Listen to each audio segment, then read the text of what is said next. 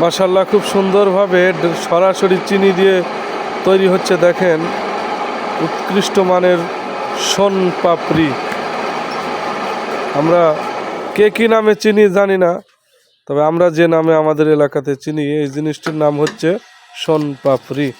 দেখেন কত সুন্দর করে তৈরি হচ্ছে হস্তচালিত মেশিন দ্বারা। এটি অবশ্য যন্ত্র এবং একটি ডাইরেক্ট চুল্লি বলা হচ্ছে, যাকে চুলা বা আঁকা বলা হয়। নিচে আগুনের ব্যবস্থা আছে।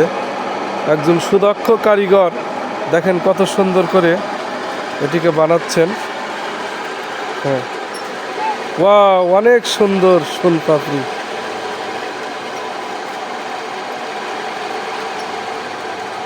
আমি আপনাদেরকে দেখানোর চেষ্টা করছি। এই যে হাত দিয়ে মেশিনটি ঘুরিয়ে হাতের সাহায্যে কত সুন্দরভাবে বানানো হচ্ছে। এক হাত দিয়ে মেশিনটিকে ঘোরানো হচ্ছে, আর আরেক হাত দিয়ে তৈরিকৃত শোনপাপড়ি একটা নির্দিষ্ট ব্যান্ডেলে সংগ্রহ করা হচ্ছে।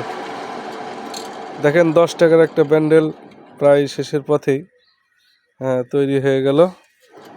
ভাই, আপনার নামটা একটু বলবেন? আমার নাম টুটুল। মাশাআল্লাহ, টুটুল ভাইয়ের শোনপাপড়ি।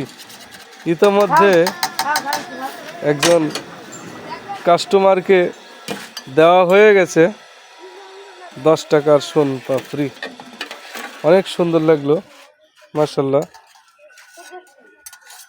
বানানোর এই দৃশ্যটি খুব মজার ছিল। আসসালামু আলাইকুম রহমতুল্লাহ।